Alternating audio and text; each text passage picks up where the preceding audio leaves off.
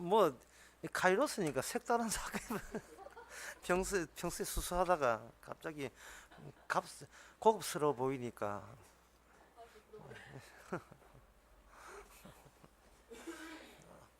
어떤 사람이 이야기해요.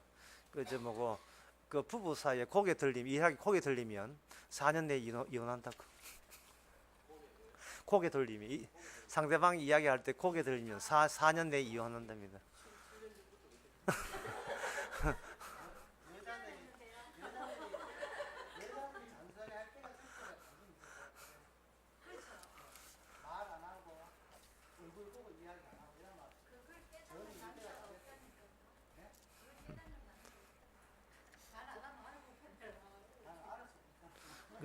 제 설교할 때 교인들이 고개 안 돌려요.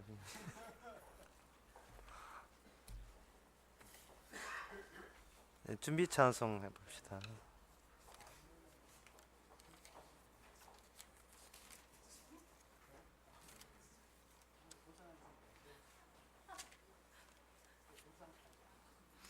준비 찬송 121장 해봅시다.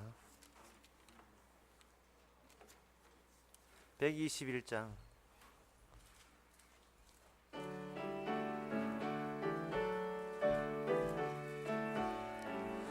우리 구주 나신 날 목자 영광 볼 때에 천사 찬송하는 예수 과연 나셨네. 우리 임금 우리 주 우리 모두 절하세. 예수 그리스도 우리 주 베들레헴에 나셨네. 천사 노래 듣고서 베들레헴 가보니 나신 아기 누군가 예수 과연 나셨네. 우리 임금 우리 주 우리 모두 절하세. 예수 그리스도 우리 주 베들레헴에 나셨네. 목자처럼 우리도 나아가서 엎디자. 오늘 다윗성에서 예수 과연 나셨네. 우리 임금 우리 주 우리 모두 절하세. 예수 그리스도 우리 주 베들레헴에 나. 3절 다시 합시다. 목자처럼 우리도 나아가서 엎디자. 오늘 다윗 성에서 연나셨네. 우리 임금 우리 주 우리 모두 절하세. 예수 우리 주 베들레헴에 나셨네. 다 같이 묵도하심으로 오후 예배를 함께 드리겠습니다.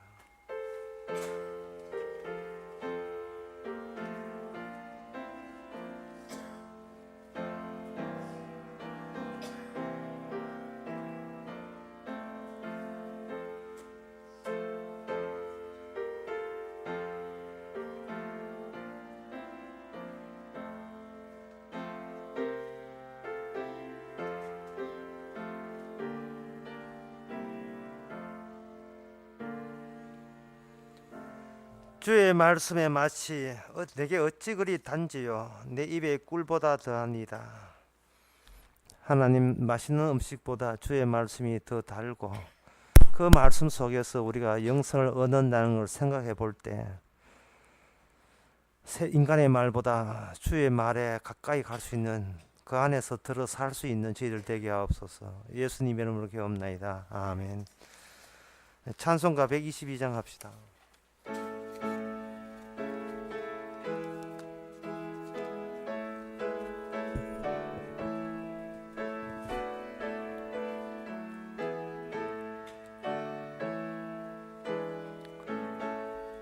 참 반가운 신도여 다 이리 와서 베들레헴 성내에 가봅시다. 저 고요에 놓이신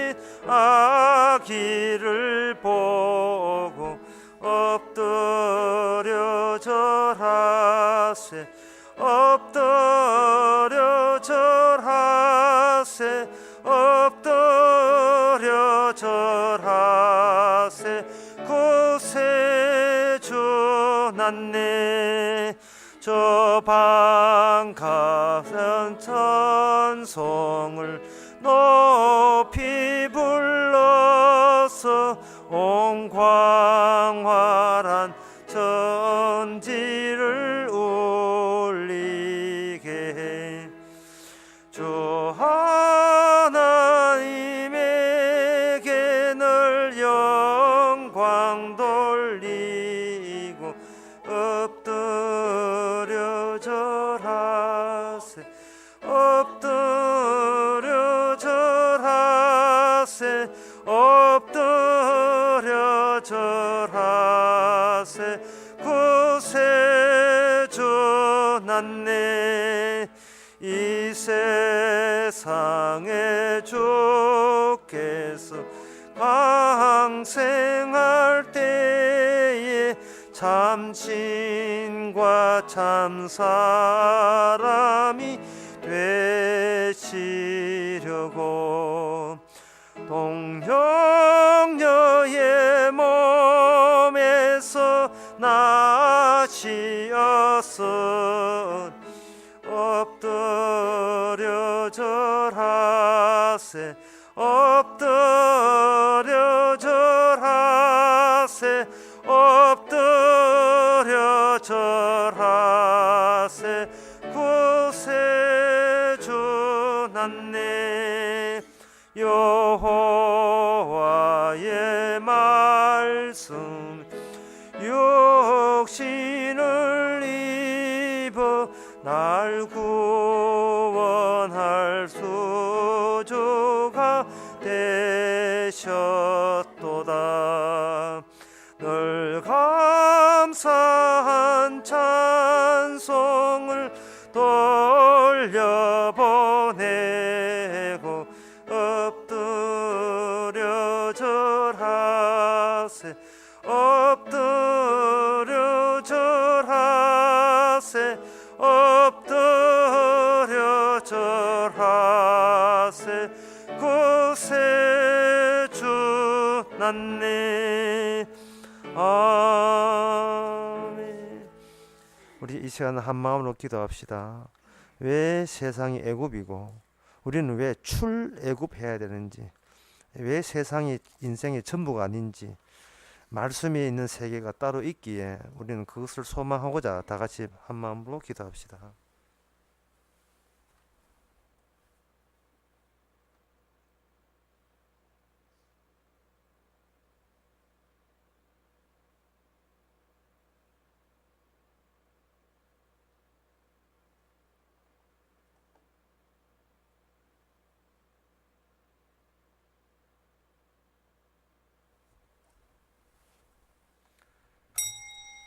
하나님 아버지, 자식 놓고 키우면서 악착같이 살아왔었습니다. 무슨 영광 보겠다고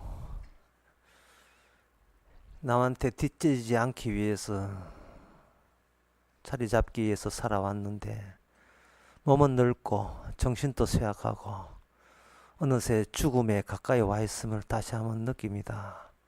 왜 살았는지, 무엇 때문에 살았는지, 왜 태어났는지 그놈부터 다시 파악하게 해주시고, 죽으면 어떻게 되는지, 누굴 만나는지, 신앙의 선배들이 어디가 있는지 그곳에 합세할 수 있는 혜택을 저에게 허락해 주옵소서. 예수님의 이름으로 기도합나이다. 아멘.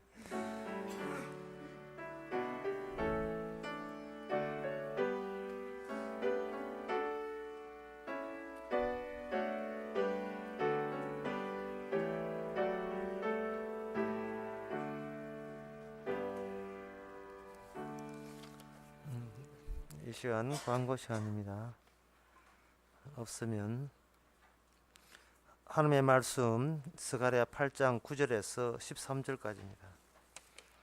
구약 성경 1319페이지입니다.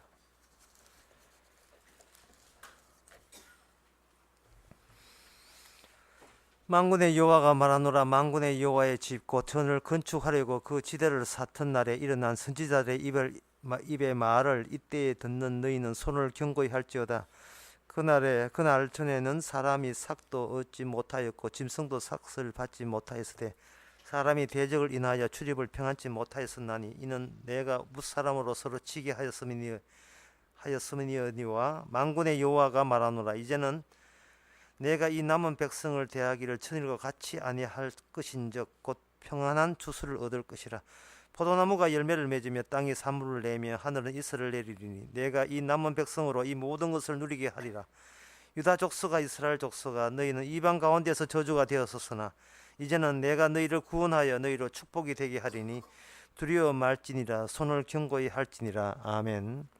그렇게 기다렸던 축복은 저주라는 바탕이 먼저 선행되어야 된다는 사실을 이야기합니다.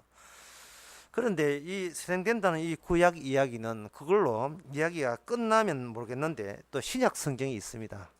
신약 성경에 와서 우리 몸이 여기 있는데 우리 몸을 축복해 주겠다고 우리는 철석같이 유대인들은 그렇게 알고 있었는데 신약 성경에 오게 되면 이 몸 자체가 바뀌어져야 되는 거예요. 새로운 탄생이 있어야 된다는 겁니다. 크리스마스라 하는 것은 뭐냐 하면은 새로운 몸을 탄생함으로 말미암아 기존의 몸을 잊으라는 것이 크리스마스입니다. 하나님의 그 아브라함의 아들 이스마엘이 있음에도 불구하고 약속에 의해서 이삭이 새로 태어납니다. 그리고 이스마엘은 그는 태어나마나 한 것이 아니냐 할 때 하나님은 이스마엘을 가지고 저주라고 이야기하고 저주가 먼저 이스마엘 저주가 먼저 있고 난 뒤에 그 다음에 축복이라는 이삭의 축복된 노선이 새롭게 거기서 등장하게 되는 겁니다. 저주가 먼저 등장하고 이것 아니거든 저거 아니거든 이거거든 라고 하면서 등장한 것이 축복의 노선이에요. 그리고 그러면 축복의 노선이 나타날 때 비로소 저주가 저주 맞구나 하는 것을 알게 되지. 축복이 없으면 저주는 자기가 저주인 줄 몰라요. 축복과 저주를 대조하고 대비하면서 이쪽은 저주로 저쪽은 축복으로 갈라지는 겁니다. 가라지가 그냥 있을 때는 가라지인지 알곡인지 분간 안 되는 겁니다. 그러나 알곡이 등장되면서 이쪽이 가라지고 이쪽은 알곡인가를 확인해 드러나게 되는 겁니다. 그래서 우리가 어느 강의에서 제가 이런 이야기 했습니다만 우리 모든 이 성도들이 살아가는 것은 이처럼 짐승들이 그 마귀의 자전들이 짐승들이 많이 도와주고 있어요. 여러분들이 그 자동차 타이어가 팡팡 났다. 침례교도 그냥 가고 장로교도 그냥 갔는데 여호와 증인이 와가지고 타이어를 고쳐줄 때 얼마나 고마운 줄 몰라요. 그리고 같은 교인들이 여러분의 생활 어렵고 생활비 떨어지고 한편 어렵다고 같은 우리 교인들이 여러분 안 도와줍니다. 아예 기대하지 마세요. 우리 아예 기대하지 마시고 누가 도와주냐 하면은 절에 가는 가까운 일가 친척이 애정 보고 다 도와주게 돼 있어요. 교회 가는 건 묻지도 따지지 않고 도와줍니다. 우리는 짐승이 안 도와주면 우리는 살 수가 없어요. 얼마나 도와주 감사한지 모르겠어요. 그걸 좀 어렵게 이야기하면 이렇습니다. 71이라는 게 있거든요. 7 플러스 62 더하기 1 합쳐서 두 개의 관절 7과 60의 관절을 가진 71에는 창세기부터 요한계시록 전체를 그렇게 한 시간대로 표현합니다. 그런데 첫 번째 나오는 그 7일에는 짐승의 도움으로 성전을 짓게 되어 있어요. 여기 오늘 본문에 나오는 성전 짓는 이야기도 그 당시에 바사나라 페르사 나라에서 물자를 다 대어주고 그들이 왕에 의해서 일꾼들을 대어줬기 때문에 그런 그 본토 집에 가서 여호와 전지어라고 허락했기 때문에 그들은 도움을 받아서 성전을 짓는 겁니다. 그런데 이야기가 그걸로 끝나는 건 아니에요. 성전을 지을 때 짐승의 도움으로 성전을 지어놓고 그 다음에 62일 동안 지어진 성전이 다 깨어집니다. 그거 누가 깨는가? 그거 짐승이 다 깨버립니다. 짐승에 의해서 지어진 성전을 짐승에서 깨는 거예요. 이걸 아주 쉽게 요즘 말로 이야기한다면 나는 비록 절에 가고 너는 비록 교회에 나가도 나는 네가 사촌강이라는 그 정 때문에 네가 대학 공부할 때 공납금 다 대줬다. 분명히 우리 짐승을 도움을 받습니다.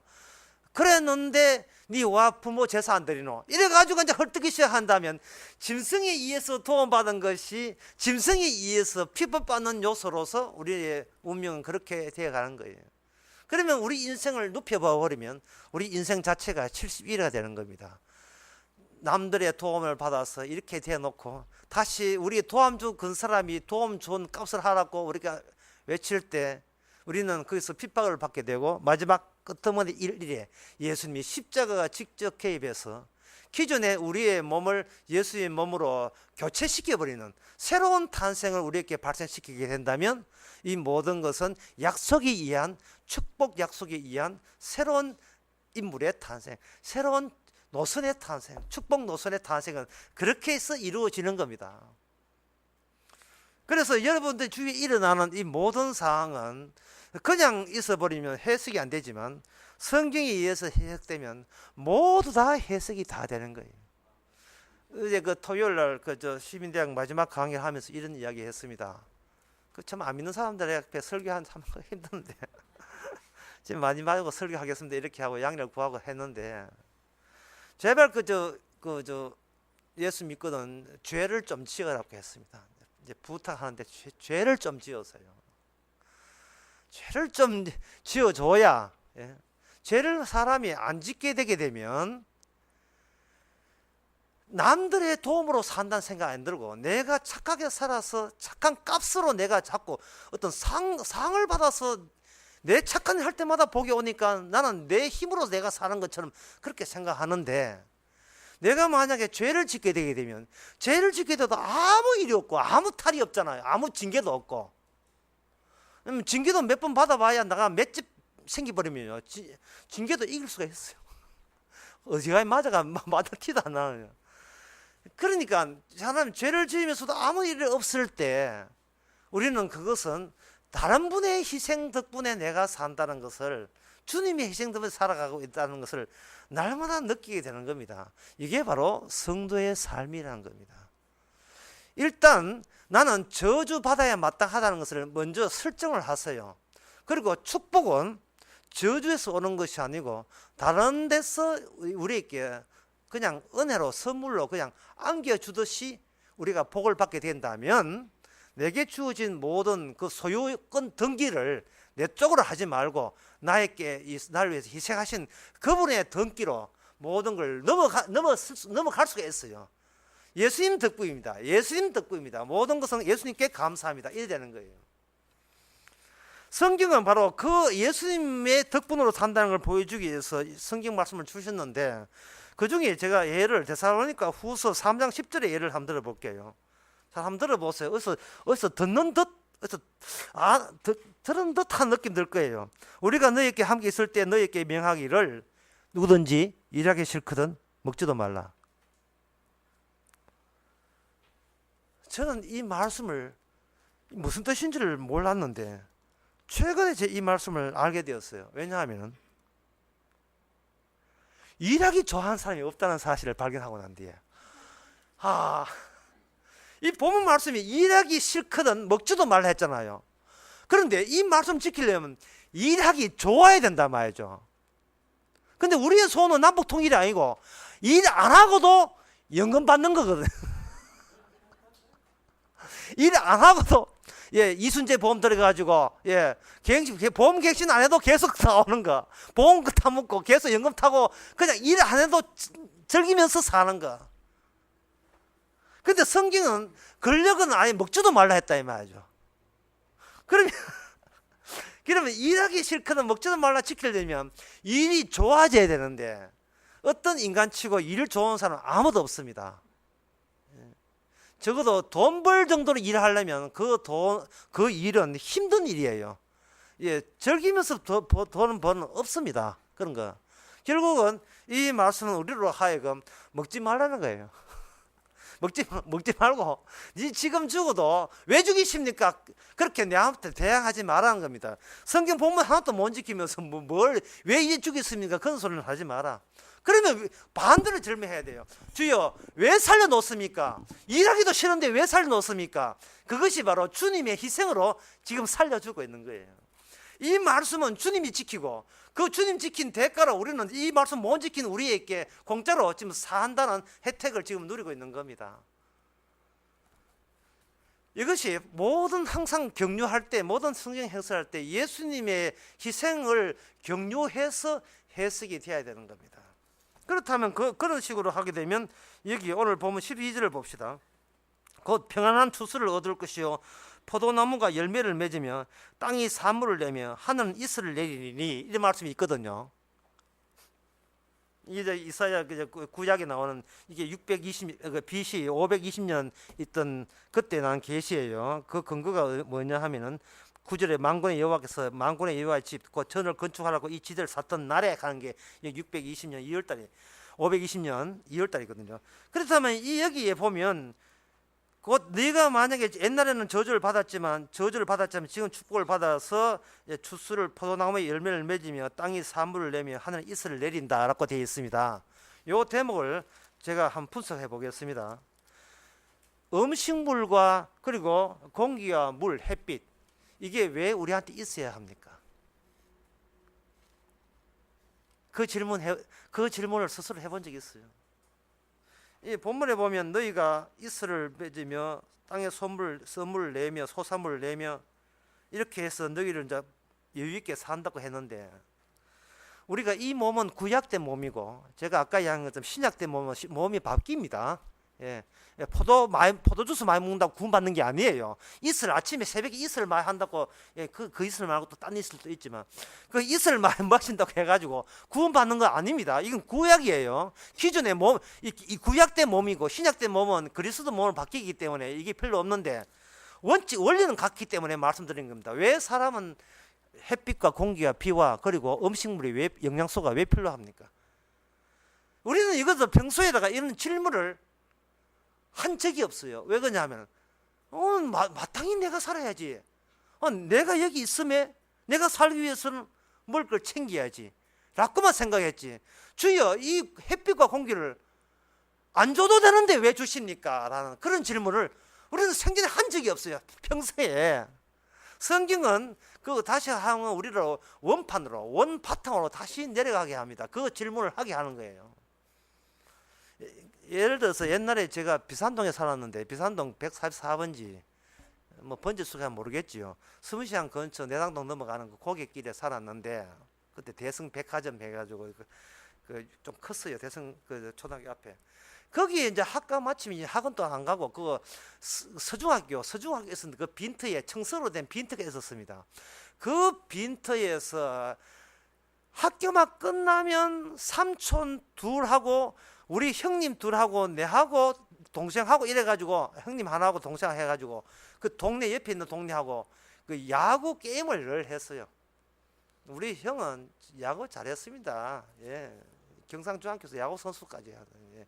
우리 삼촌도 야구 잘했는데 그 야구를 하면서 어릴 때 생각에 그 빈 공터가 부동산으로 그때 시가로 얼마인지를 야구하면서 도저히 우리는 그런 질문을 할 줄 몰랐어요. 지금 야구 게임에서 누가 이기냐가 문제지. 7살, 8살, 9살 먹은 애들이 야구하면서 여기서 뭐 개발 여기다가 뭐 원룸 짓까 이런 생각을 전혀 못했다 이 말이죠.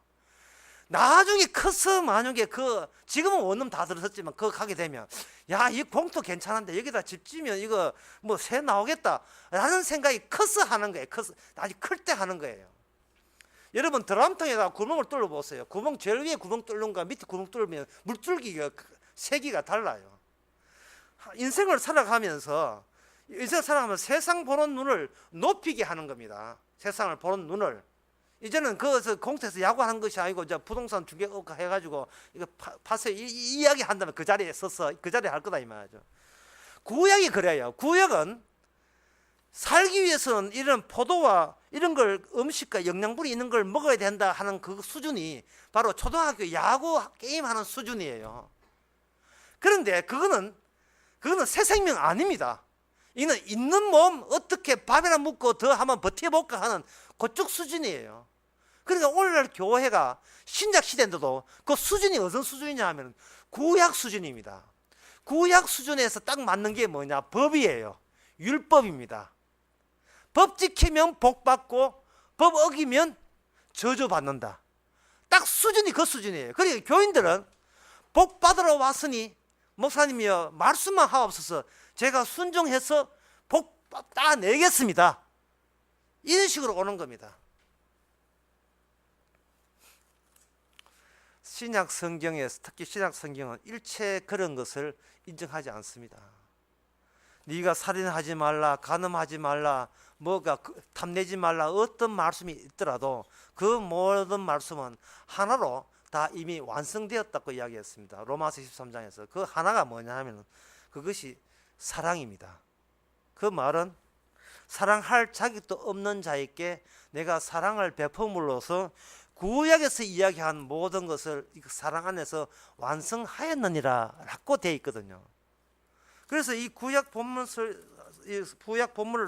설명하면서 우리는 항상 그 신약을 염두에 두고 해야 되는 겁니다.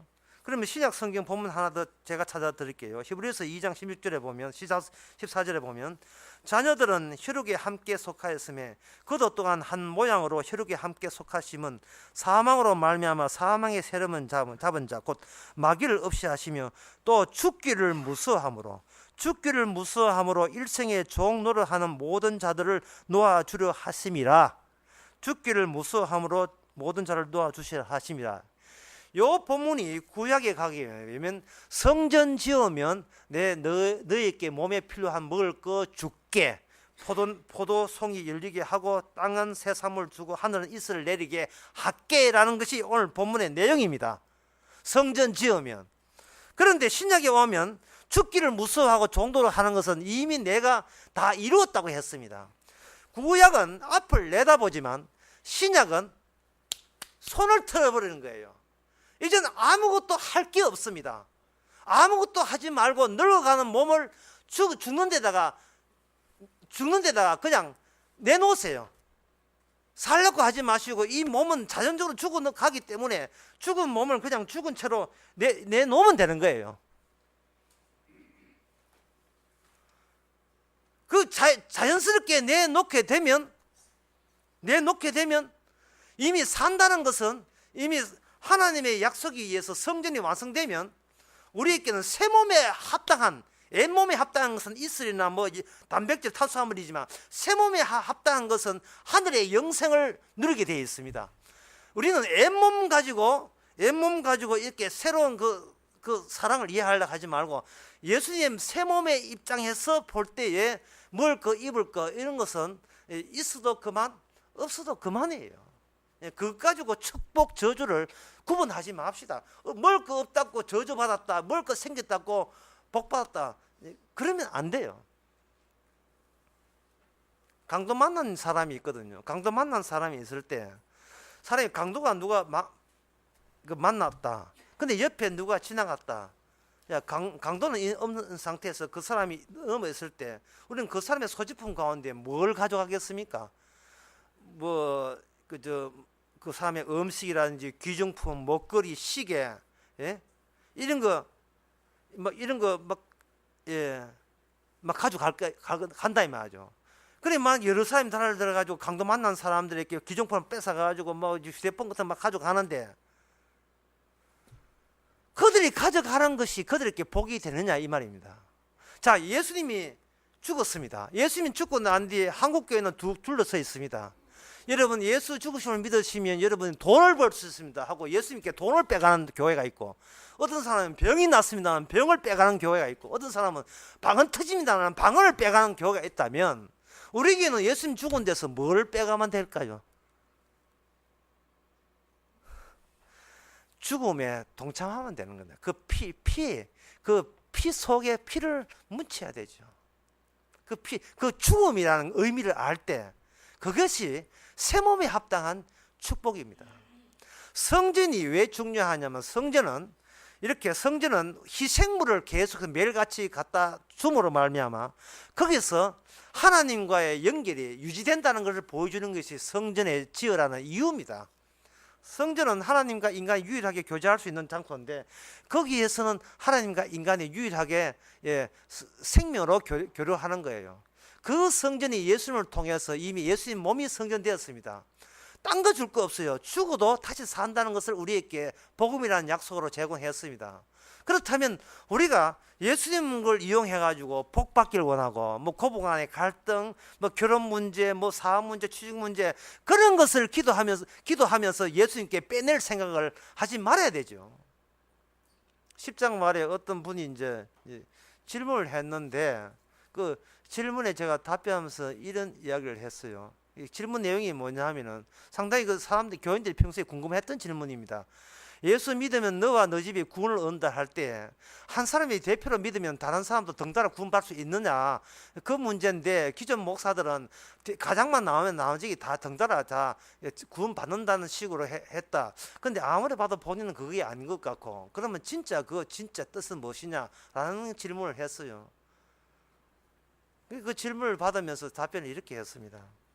구원이라 하는 것은 공짜로 내 쪽에서 주님이 공짜로 주는 것은 구원 맞는데요, 내 쪽에서 공짜로 가져가는 것은 구원이 아니거든요. 말이 어렵지요. 주시는 건 되는데 내 쪽 공짜로 달라고 요구할 권리는 우리한테 없는 거예요. 그러면 구원이 주께서 주시는 건 뭐냐 하면은 나를 위해서 죽을 수 있느냐가 구원이에요. 근데 그걸 먼저 남편이 먼저 구원을 받아서 주님과 죽겠다 하는데 그걸 탐을 낼 그 여편네가 이 세상에 없습니다. 예. 만약에 남편이 내가 교회 가서 취직됐다, 교회 가서 건강했다 이러면 같은 여편네도 나도 몸 아픈데 가서 이건 되는데, 예수님께서 빼먹을 것이 병 낫고 돈 잘 벌고 이걸 빼먹는 게 아니고, 진짜 주님께서 축복을 준 것은 이제는 네 생에 대해서 그만 잊어버려라. 죽어도 다시 사는데 왜 자꾸 너 자식이 미련을 갖고 집착을 갖고 이 세상에 대해서 성공 그런 걸 기대하느냐. 차라리 예수와 함께 죽는 것이 영광스럽다라는 것이 구원인 것을 성경을 통해서 제대로 안다면 그걸 주변에 있는 가족이나 자기 자식이나 누가 그걸 탐을 냅니까? 탐나지 않는 것을 우리는 선물로 받은 거예요. 그래서 우리 구원받은 사람은 좋은 점이요, 우리가 받은 이 복음에 대해서 누가 치근대지 않는다는 사실입니다. 사실 그런 구원 나도 좀 더 누가 치근대질 않아요. 왜? 아무 탐낼 게 없기 때문에. 탐낼 게 없기 때문에. 나처럼 해봐라 이렇게 절대로 안 합니다. 절대로 안 해요. 자기 살기도 바쁜데, 자기가 자기에서 예수도 그냥 살기 바쁜데 뭐 자기 외에 예수를 위해서 우리가 목숨을 바쳐, 이건 말이 안 되거든요. 역시 우리에게도 말이 안 돼요. 따라서 우리는 반발하고 반항합니다. 우리의 육신의 본성은 항상 예수님의 뜻이 무엇든 간에 일하기 싫거든 먹지도 말라 했지만 우리는 살기 위해서 억지로 일하면서, 일하기 싫으면서도 일하기 좋아하지 않으면서도 억지로 이걸 하는 게 우리의 본성이에요. 하지만 성도에게는 계속해서 공짜로 준 구원이 주어집니다. 요구했어가 아니라 우리가 요구하지도 않는데 주께서 주시는 겁니다. 그러한 능력에 의해서 우리는 어느새 주님이 나보다 더 중요하다는 것을 느낄 때가 옵니다. 그러면 이제부터 주객이 바뀌어요. 나를 위해서 주님이 있는 것이 아니고 주님을 위해서 내가 소집되었다는, 군에 오라고 소집하듯이 주께서 우리를 사용한다는 사실입니다. 이게 바로 구약과 신약의 차이점입니다. 구약은 네가 복받기, 저주받았는데 복받기 위해서 이 몸 잘되기 위해서 네가 성전 잘 지으면 먹을 거 줄게 라고 하는 것이 구약이라면, 신약은 이제는 해와 공기 그거 잊어버려라. 어차피 이광육제도 늙으면 죽게 마련이고 맛있는 건 무도 돌아서면 다 똥되고, 그러니까 다 솔로몬이 입은 옷도 덜뿔보다 다 못하고, 그러니까 그런데 신경 안 써도 이미 살았잖아. 공짜로. 그것도 공짜로. 그게 누구한테 왔습니까? 내한테 왔지라고 예수님의 공로를 우리가 생각해 볼 때 그러한 사랑해 주는 자유를 이제는 마음대로 만끽하는 그 사람이 주께서 친히 지어진 성전입니다. 이 성전은 주님이 지었지 구약처럼 우리가 짓는 게 아닙니다. 기도하겠습니다. 하나님 아버지, 부담 갖지 않고 살게 하시고 스트레스 받지 않고 세상 살게 하옵소서. 이래도 죄고 저래도 죄고, 죄 안 짓겠다 하는 것도 죄고 죄 짓겠다 하는 것도 죄고, 십자가 늘 바라보면서 버려야 될 것을 무엇인가를 깨닫게 해주시니 너무나 감사한 마음으로 살게 하옵소서. 예수님의 이름으로 기도합나이다. 아멘. 찬송가 138장 합시다.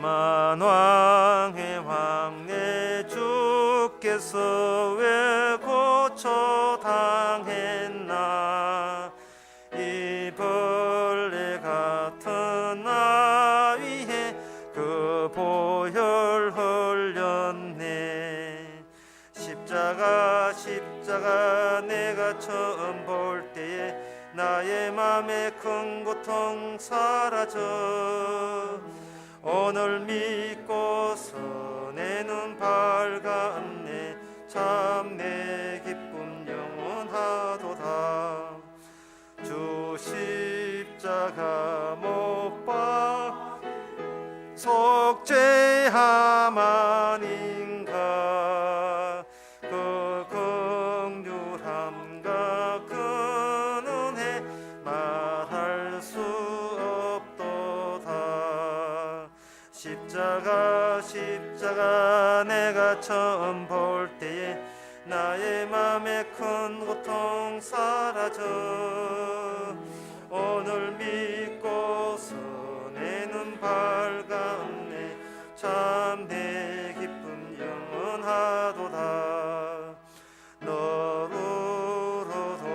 그 큰 은혜 다 갚을 수 없네 나 주님께 몸 바쳐서 주의 일 힘쓰리 십자가 내일 처음 볼 때에 나의 맘에 큰 고통 사라져 오늘 믿고서 내 눈 밝았네 참 내 기쁨 영원하도다 기도합시다. 지금은 우리 주 예수 그리스도 은혜와 하나님의 커진 사랑과 성령의 충만하심이 못난 나를 구원할 정도의 엄청난 사랑이 어디서 나왔는지를 믿어지고 감사하는 모든 성도에게 주의 이름으로 축원하나이다.